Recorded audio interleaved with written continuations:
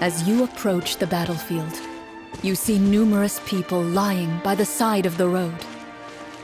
They appear to be dressed like guards. Their faces are filled with desperation and terror. Some are screaming and cursing in vain, as if still trying to banish the monstrosities they saw from their minds.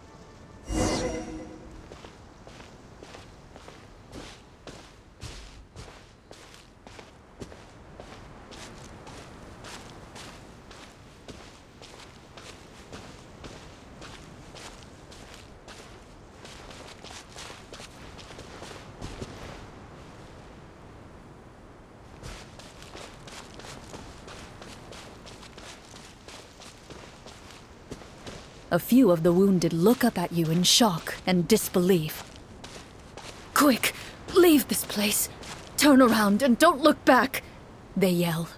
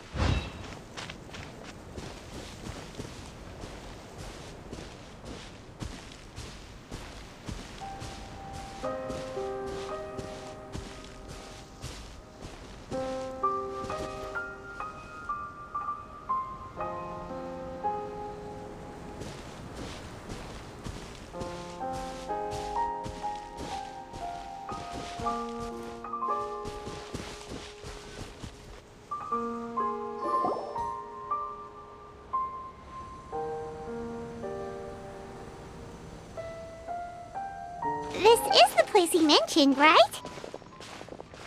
You see broken iron swords scattered all around you, and downed trees riddled with terrifying claw marks. All the signs point to one thing. A truly devastating battle just took place here. Be on your guard, everyone. The monsters might still be around. Before you can finish your sentence, you hear rustling sounds from the surrounding bushes. The monsters have emerged. They close in on you without fear. You get the impression that, in their bloodthirsty eyes, you're just another meal for them to devour. A little help here! This thing wants to eat my mine! Your battle round begins now.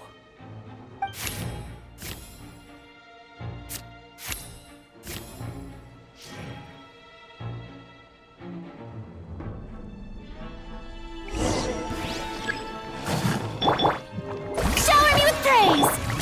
Now disappear! Here comes the finale! Oh! Ow! Hey there! Coming at ya! The next battle round begins now.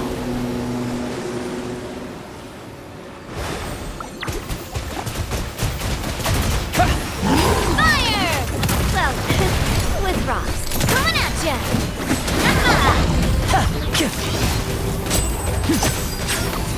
Step right up! Water jet!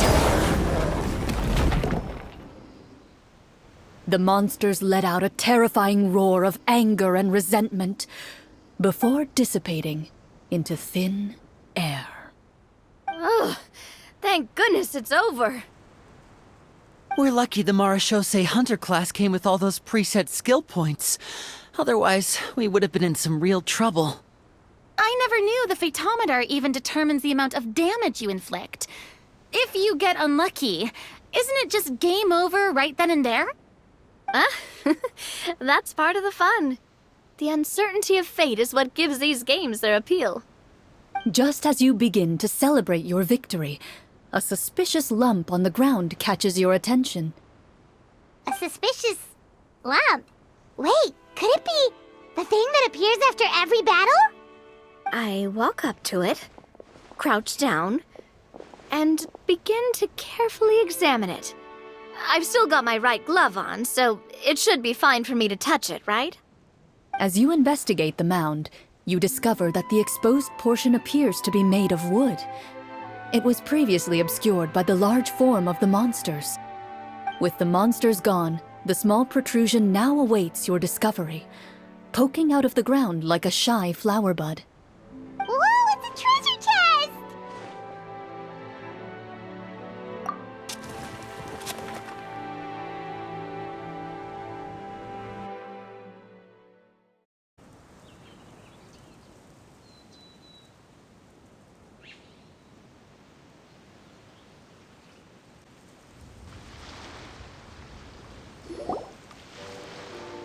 With everyone's help, you successfully excavate the wooden chest from the ground. Even without opening it, you can tell from the mora and jewels scattered around the chest that it must contain quite the fortune. Makes sense. We worked hard for this. Let's open it and we can share what's inside. I can understand your excitement, Paimon, but think about it. Doesn't it seem like there are people out there who need this treasure more than us? Yeah. Think about all the people suffering in the capital. Or all those guards who got hurt fighting the monsters. Wouldn't it be better if we gave the treasure to them? Wait, is that how it works? Paimon thought since we were the ones to dig it up, we could just take it for ourselves. Well, let's put it this way. Any decision you make during a role-playing game can impact the future course of the story. But would the people really believe us? It's hard enough for us to prove we're Marchose hunters. What if they think we procured the treasure illegally? They might get even more suspicious of us. That's definitely something we should consider. Maybe we can come up with an explanation in advance. Well, if donating it could cause that much trouble, why don't we use it to buy some gear and fill up on good food? Then we'll be ready to fight even more bad guys. Looks like you're facing a difficult choice once again. Well, it's getting late. Why don't we call it a day for now? Wow, where did the time go? I'm not sure if it's because I'm having so much fun with you all or because the story is particularly enticing, but I feel like I could almost keep going. Here, here. Ooh, how about we play through the night? I'm not sure I'll have enough energy for that. Yeah, that won't work for me either. Lynette will give me an earful if I get home too late. I understand how you feel, Navia, but we have to change venues for the next part of the story anyway. Huh? Another location? There's a special note for the GM at the end of this section that says to proceed to an indoor set for the next part of the script. Whoa, they really pulled out all the stops for this new script. Well, even if we end the game for the day, we can still stay a little longer and hear Clorinde finish her story, right? Paimon wants to hear more about the history of the hunters. Something tells me you just want to finish the free desserts before we break for the day. That's just a coincidence, okay? Besides, to Paimon, not finishing free food feels even worse than having to buy her own. And anyway, Paimon really does want to hear more about Clorinde's master. Well,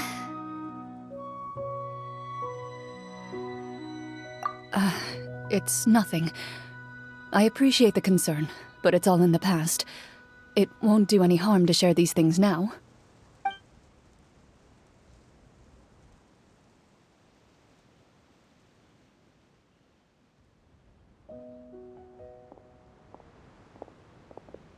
My earliest memories are of living with Master.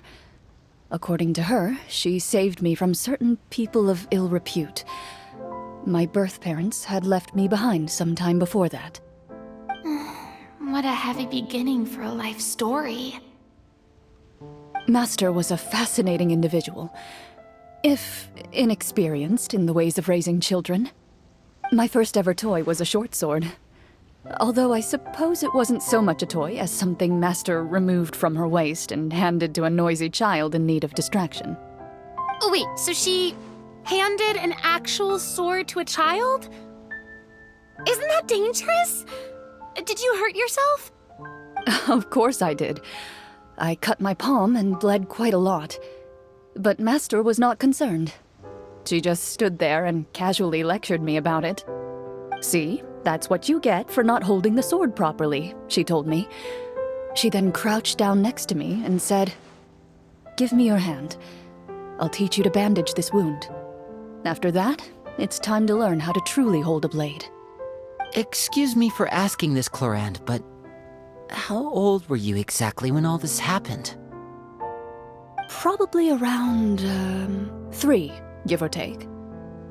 3? Isn't that when most kids are still struggling to hold a fork? As I said, Master was rather inexperienced in the ways of raising children. She believed trial and error was the best way to teach a child what they're capable of. I'm not so sure this is a question of experience. I didn't see anything wrong with her ways at the time. And anyway, children don't get to choose how they're raised. Oh, she did bring me back a pet from Liyue once. It was a Geovishap hatchling. A Geovishap hatchling? For a pet? That seems even more dangerous. What she said was this: "Make sure to get along, you two. If you really can't agree on something, just settle it with a fight. Whoever loses is the real pet." And how old were you when this happened? 5. Well, did she win? No, I lost. So you're saying you actually became the Geovishap's pet? Yes, but only for a week. By the end of that week, I defeated it in combat, and we've shared a cordial relationship ever since. That really doesn't sound like the kind of childhood someone should have. Later on, I gradually understood that Master most likely didn't know any other way to raise a child. She was a marechaussee hunter, but I never heard her bring up her own parents. Thanks to her, I learned how to navigate the forest by the age of 6, and could hunt monsters in the wild by myself the year after that. Even though the training she subjected me to was strict, she always made sure to take me traveling when she had the time. We met many of her friends during those days. That was also how I met Mr. Callis and his family. I still remember the first time we met. You were too scared to join our picnic and hid behind Ms. Petronia the whole time. I still hadn't really met many children my age at that time, so I didn't know how to interact with others. After that, though, you started coming over a lot. You loved challenging people to shooting competitions, remember? I don't think many members of the Spina ever beat you in one of those. I had a lot of fun during those days. I enjoyed them too. Oh, do you remember that one time we went exploring around the Spina together? We overheard Papa call your master Fontaine's Protector of Justice. We tried to pretend like we never heard anything, but you nearly let it slip that one time. Protector of Justice. Oh, wait, you mean that vigilante hero from 20 years ago? The one who is always active at night? Yep, that would be her. She often would put on a black cloak and go out at night. I never knew where she went or what she was doing. Until, like Navia said, we overheard the truth from Mr. Callis that night. 20 years ago, huh? I still remember the guards leaving all kinds of witness reports about her on Nervalette's desk. My apologies. Oh, there's no need to apologize. You had nothing to do with it. And anyway, everything she did was for a good cause. Although, calling herself the Protector of Order was a bit much. Especially when she deliberately operated outside the law. Huh? When did the Protector of Justice become the Protector of Order? Oh, she had a bunch of code names. I heard she would just come up with a name on the spot whenever she was asked. Later on, she probably got sick of answering those questions and decided to stick to just 2. The Protector of Justice and the Protector of Order. That sounds like her, all right. I bet she forgot which of the 2 she'd use by the time she got back each night. Well, she certainly sounds like a fascinating individual. With her strong sense of justice, it's no surprise her student followed in her footsteps. It's true. I always wanted to become like her. Someone powerful, independent, and with a strong sense of conviction. But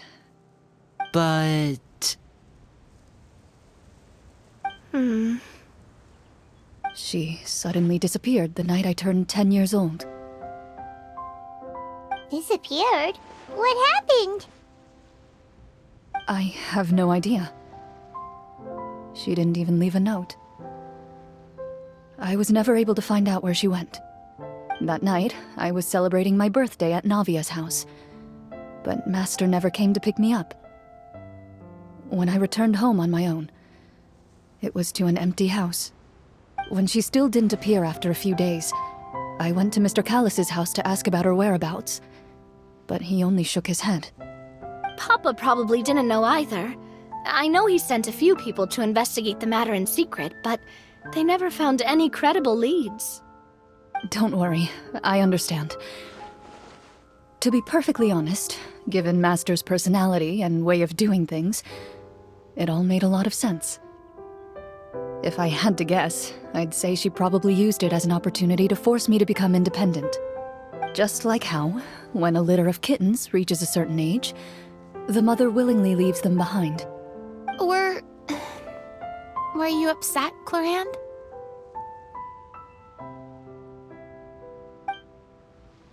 I was at first, but not anymore. I don't believe Master would suddenly disappear for no reason. There must have been something she just had to do. Well, despite everything, you still managed to follow in her footsteps and become the greatest champion duelist in all of Fontaine. You're practically a living symbol of law and justice. I suspect my position would be far too by the books for her. Master always did whatever she pleased. But you're right. I suppose I do take after her in some ways. Who knew Clorinde had such an interesting past? I never had the chance to ask her about it before. I wonder if Clorinde's master were the champion duelist back then. Would that duel against Mr. Callus have gone differently? Oh no. Judging by the atmosphere, Clorinde and Navia are probably thinking something similar. The mood just got super awkward all of a sudden. Well, anyway. Would you look at the time? It's getting dark, so we Anyway. Would you look at the time? It's getting dark, so we should probably call it a day for real this time. If we keep talking like this, we really will be here all night. I had a great time today, Miss Clorinde. Thank you for being our GM. Anytime. The script was good, but I've got to say, your childhood stories were even better. Hey, you should tell us more about that fight against the Geovishop sometime. Maybe your master was onto something. You could be right. What does she mean, onto something? I certainly don't know any 5-year-olds who want to fight a bishop in their spare time.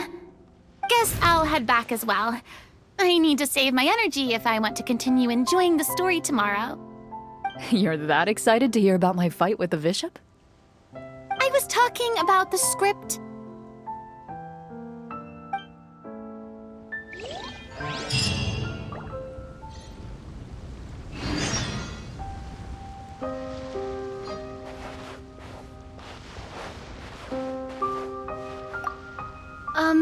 Just between the two of us, could you tell me what it was like to be the Geovishop's pet? It was nothing special, really. Geovishops don't understand the concept of a pet. So basically, it just headbutted me whenever I entered its territory. And that hurt? Yeah, it hurt. What, something you want to experience for yourself? Oh, I'm good. Thanks.